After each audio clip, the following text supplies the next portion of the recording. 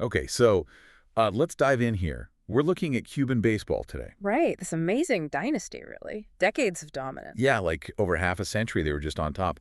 But what's really interesting and what we're digging into is this surprising idea that their success might be linked, strangely enough, to their uniforms, the color specifically. It sounds a bit out there at first, doesn't it? But the correlation is quite striking when you look at the timeline. Exactly. So our mission really is to unpack that. How much can tradition, image, visual identity, how much does that stuff actually play into winning? And you really need to grasp how dominant Cuba was. I mean, it's hard to overstate. Oh, absolutely. Between, what, 1940 and 2000, roughly? Yeah, that period. The data we looked at, it shows they won 25 of the first 28 Baseball World Cups. 25. It's staggering. And the Olympics, too, right? Right. 3 goals out of the first 5 times baseball was even in the Olympics. It really was untouchable. A true dynasty in international sport. You don't see that kind of sustained success very often. You really don't. And, well, you obviously need incredible talent to do that, which they had. For sure. Amazing players.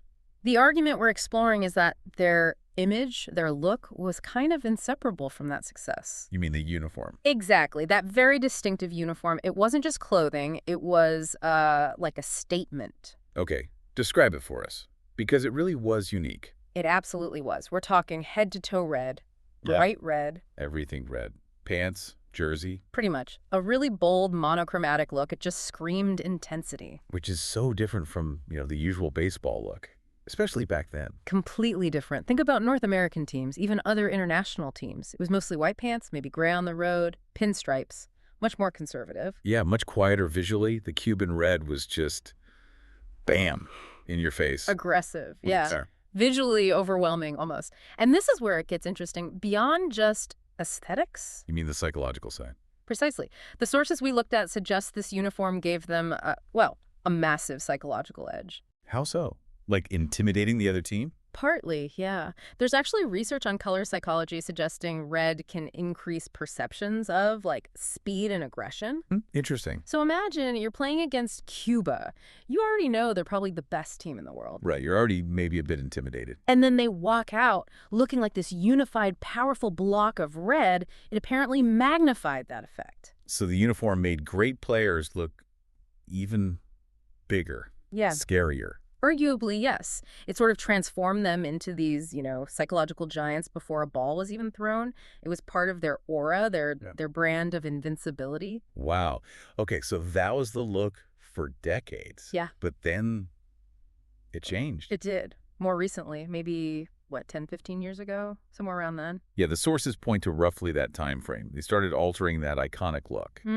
Modernizing it, you could say. How did they change it? Well, they brought in more white trim, for instance. Changed the shade of red sometimes, maybe made the lettering on the chest a bit simpler, less bold. So moving away from that solid, intimidating block of red. Exactly. Perhaps trying to fit in more with, current global sportswear trends, conforming a bit. Okay. And what happened on the field? Well, this is the core of the deep dive, isn't it? The correlation is just stark. You mean their dominance? It essentially ended right around the time of those uniform changes. Seriously. The winning just stopped. I mean, not stopped completely, obviously, they still have good teams. But that era of just unchallenged, automatic dominance on the international stage, that ended. They haven't really been consistently on top since that visual shift. Okay, but hang on. Yeah. A skeptic listening right now is definitely thinking. Yeah. Couldn't that just be other stuff?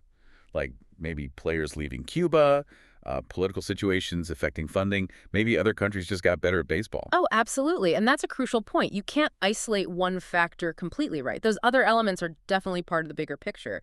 Talent drain, resources, other nations improving, they all play a role.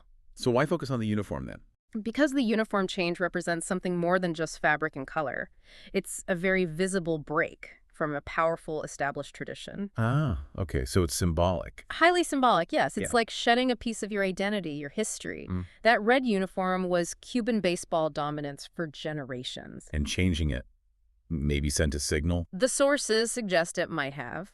Perhaps unintentionally signaling both to themselves and their opponents that, the old guard, that seemingly invincible force was changing, was maybe less fearsome. Trading an intangible edge for a modern look, basically. That's one way to put it, yeah. Sacrificing a piece of that embedded institutional memory, maybe.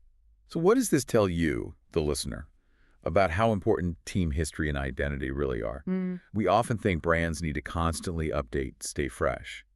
But this case, it kind of suggests that messing with the roots, the core visual identity. Yeah, it can have ripple effects, right? Effects that go beyond just skill or tactics. Makes you wonder how much of a team's confidence, their self-belief, is actually tied up in that shared history, that visual symbol they all rally around. It really does. It forces you to think about that line between substance, the actual athletic talent, and image, the perception, the tradition. Right. I mean, if changing the color balance on a jersey correlates, even partly, with losing decades of dominance, well, how much of success is pure talent? And how much is tied up in that identity, that shared history, the psychological weight of tradition? Exactly. It's something for you to consider maybe the next time you see a team or even a company changing its logo or its iconic look, what's really being changed there?